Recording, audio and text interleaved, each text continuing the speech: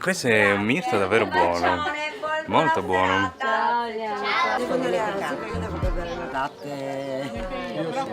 Buonissimo, dopo il mirto, un po' di formaggio, fantastico.